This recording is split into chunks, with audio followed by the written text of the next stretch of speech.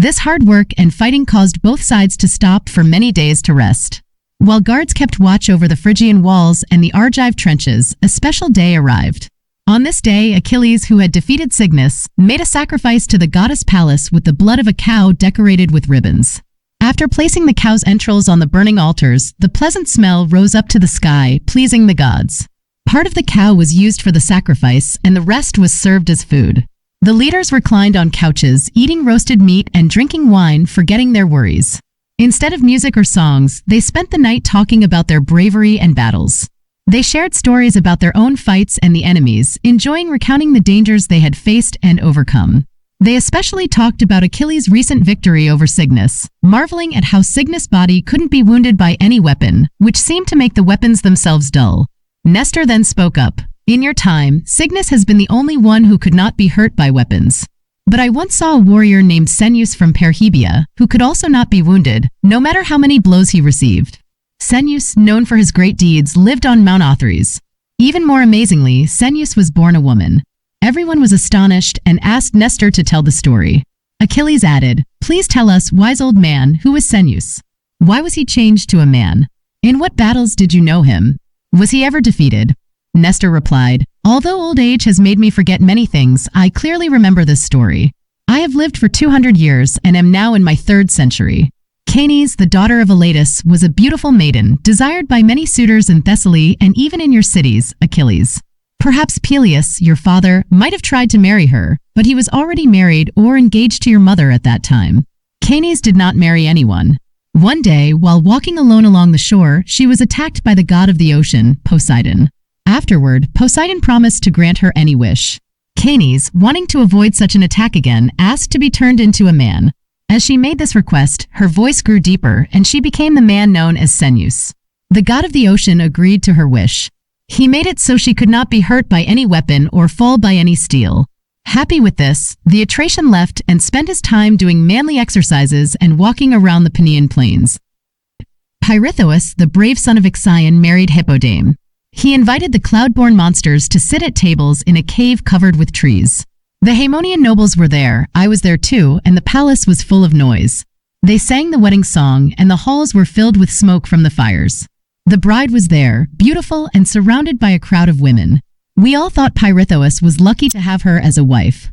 But Eurytus, the most savage of the savage centaurs, was filled with desire for the bride and was drunk. Suddenly, the tables were overturned, the feast was disturbed, and the bride was violently pulled away by her hair. Eurytus grabbed Hippodame, and the others grabbed whoever they could. It looked like a city being captured. The house was filled with the cries of women. We all quickly stood up. First, Theseus said, "Eurytus, what madness is driving you, who, while I am still alive, dare to provoke Pirithous, and in your ignorance, hurt 2 people at once?"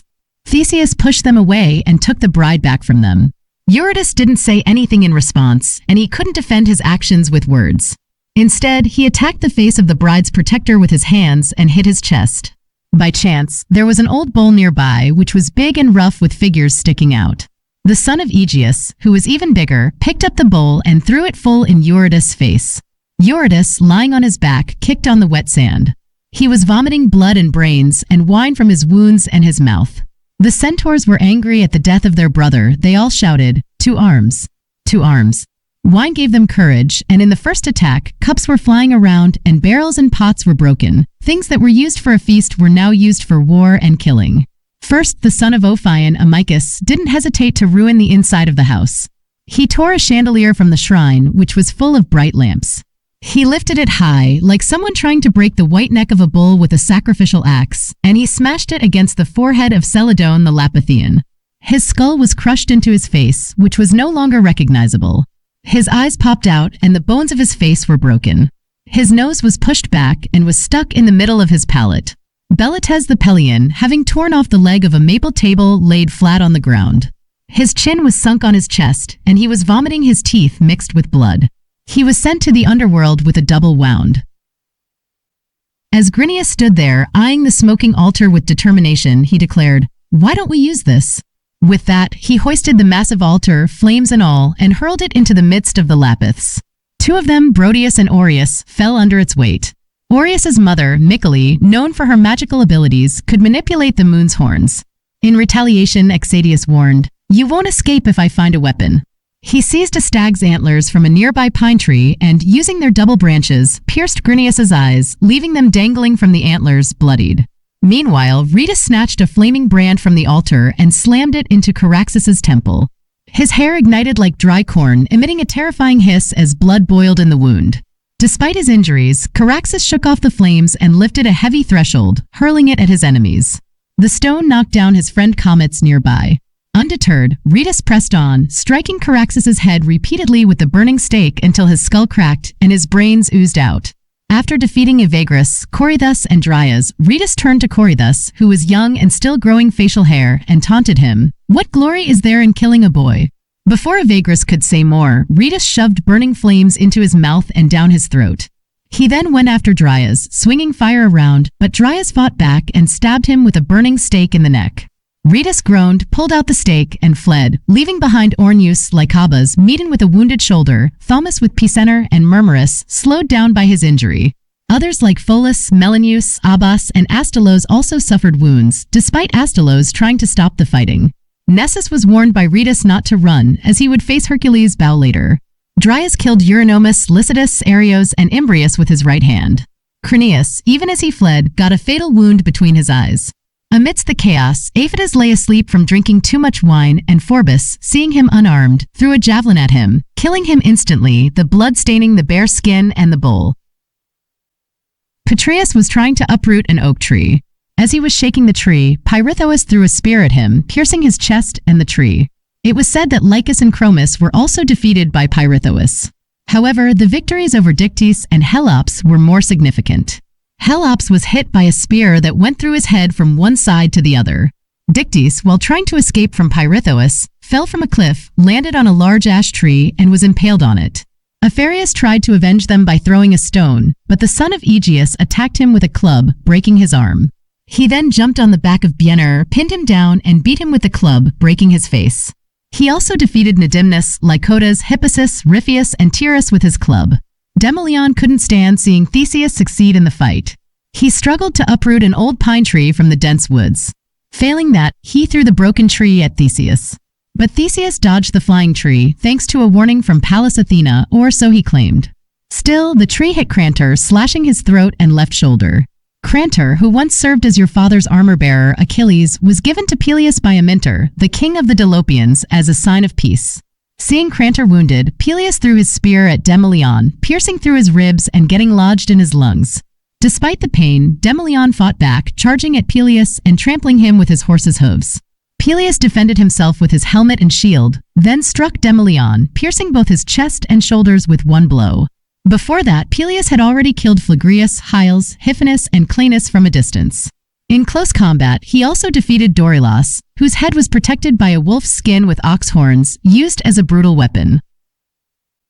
I said to him boldly, "Look, your horns are no match for my sword," and then I threw my javelin. Unable to dodge, he raised his right hand to block the blow, but it ended up piercing his forehead. There was a shout, and Peleus, seeing him weakened by the painful wound, struck him with his sword under his belly. The creature leaped away, dragging his own entrails on the ground, trampling and bursting them in the process. Even Silurus's beauty couldn't save him in battle, though some might argue that his strange beauty was noteworthy. His beard was just starting to grow, golden in color, and his hair flowed down to his shoulders like strands of gold. His face was handsome, resembling the praised statues of artists, and his horse-like features were not lacking in charm. His back was perfect for riding, his chest muscular and upright. His coat was blacker than pitch, with a white tail and legs. Many female creatures desired him, but only Hylonomy won his affection. She was the most beautiful of all the forest creatures, and she cared for herself meticulously. She adorned her hair with rosemary, violets, roses, and white lilies, washed her face and body twice daily in the streams of Pagasean wood, and wore only the finest skins of choice beasts draped over her shoulder or left side. Their love was strong. They roamed the mountains together, explored caves together, and fought side by side in the fierce battle. It's unclear who struck the fatal blow, but a javelin came from the left and pierced Silurus below his neck. With a small wound to his heart, his body grew cold as life left him. Hylonomy rushed to him, trying to save him by pressing her hand to his wound and kissing him, but he died in her arms. Then Phaeacombs appeared, wearing a cloak made of 6 lion skins, both he and his horse covered. He wielded a massive tree trunk, smashing the head of Phenolenus' son. His skull shattered, and his brains poured out through his mouth, nostrils, eyes, and ears. Meanwhile, I stabbed Phaeacombs in the belly as he looted the fallen, and I also killed Chthonius and Telebous. Chthonius wielded a forked branch, while Telebous attacked with a javelin, leaving me with a scar from his earlier strike. You can still see the mark if you look closely.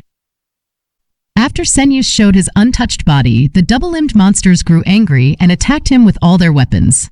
But each strike left Cæneus unharmed and bloodless. This astonished them. "What a disgrace," cried Monachus. "We, a whole people, defeated by one, barely even a man, though he is a man now.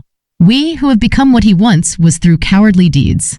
What good are our large bodies? Our double strength?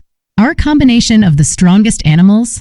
I don't believe we're born of a goddess or even Ixion, who dared to desire the great Hera. Yet we're defeated by a half-man foe. Let's bury him under stones, beams, mountains, and whole forests. Let the weight crush him instead of wounds." So he spoke, and by chance, they found a tree toppled by the strong southern wind. They hurled it at their powerful foe, setting an example for the others. In no time, Othrys was stripped of trees, and Pelion had no more shade. Buried under this massive heap, Cæneus struggled beneath the weight of the trees, bearing the piled-up oaks on his strong shoulders. As the load grew heavier on his face and head, and his breath ran out, he sometimes fainted, sometimes tried in vain to lift himself into the open air and throw off the wood piled upon him, and sometimes managed to move it, like when we see Mount Ida shake with earthquakes. What happened next was uncertain. Some said his body was cast down to spacious Tartarus by the weight of the wood. But the son of Ampycus disagreed. He saw a bird with tawny wings rise from the pile and fly into the sky. I saw it for the first and last time then. When Mopsus saw the bird gently circling his camp and making a loud noise, he said, "Hail, you glory of the Lapiths, once the greatest of men, now the only bird of your kind, Cæneus." People believed him. We felt sorrow mixed with anger that one could be overcome by so many foes. We didn't stop fighting until some of them were killed, and the rest dispersed in flight with the coming of night.